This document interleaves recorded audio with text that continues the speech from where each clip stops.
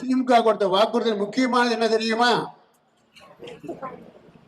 அதாவது நீட்டை வந்த உடனே ஒழிப்போம். முதல் கையெழுத்து என்ன? நீட்டை ஒழிப்போம். யாரை ஏமாத்துறீங்க? நீங்களும் நம்பிட்டீங்க. அதுக்காகவே ஓட்டு போட்டு திருப்பி ஆட்சியில் அமர்த்துறீங்க. என்ன சொன்னாங்க? நான் முதல் கையெழுத்து நீட்டு ஒழிப்பதற்காக கையெழுத்தாக இருக்கும், எனக்கு வாக்களித்து வெற்றி பெற செய்ய சொன்னார்கள். ஆனால் செய்தார்களா? செய்ய முடியாது. அவங்களுக்கும் தெரியும். ஏமாத்துறவர்கள் இருக்கிற வரைக்கும் இந்த எத்தனை பேர் ஏமாறுறாங்களோ அதை பயன்படுத்திக்கிறதா ஏமாத்தக்கூடிய வேலை. அது சுப்ரீம் கோர்ட்டுடைய ஆர்டர்.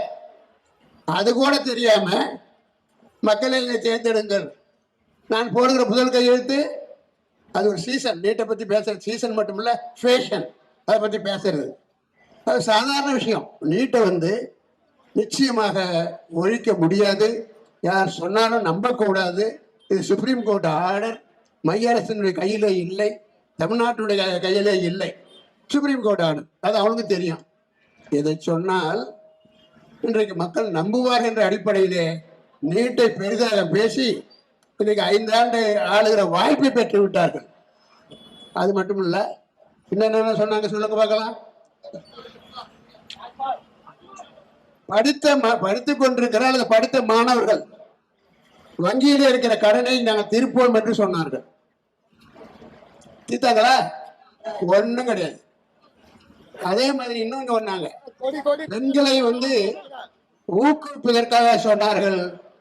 பாருங்க பெண்களே, சகோதரிகளே, தாய்மார்களே, தேர்தல் வருகிறது.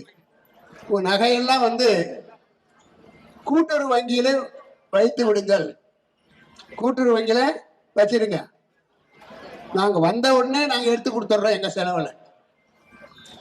கூட்டுறவு வைக்கிறது சரி. இதை நம்பி கிராமத்திலேயும் நகரத்திலேயும் பல பெண்கள் தங்களுடைய தங்க நகைகளை போய் கூட்டுறவு வங்கியில வைத்து விட்டு ஆட்சி வரும், திமுக ஆட்சி வந்தவுடனே என் நகை எடுத்து கொடுத்து விடுவார்கள். ஆகவே என்று சொல்லி கடனும் வாங்கி அந்த பயன்படுத்தி விட்டு நகையை வைத்து விட்டார்கள். செஞ்சாங்களா? ஆக ஒரு சோறு ஒரு பதங்கிற மாதிரி அவங்க சொன்ன எத்தனையோ சொன்னாங்க, அத்தனையும் செய்யல. 503 வாக்குறுதிகள் இல்லை. இவர்கள் செய்தது எதுவுமே இல்லை. அதிகபட்சமாக மக்களை ஏமாற்றுவதற்காக பெற்றோர்கள் எல்லாம் ஏழை, படிக்கிற மாணவர்களுக்கு நாங்கள் சாப்பாடு போடுறோம். இந்த வேலை உனக்கு எதுக்குயா? பெற்றவன் நாங்கள் இருக்கிறோம், அவளுக்கு கடமை இருக்கிறது, உரிமை இருக்கிறது.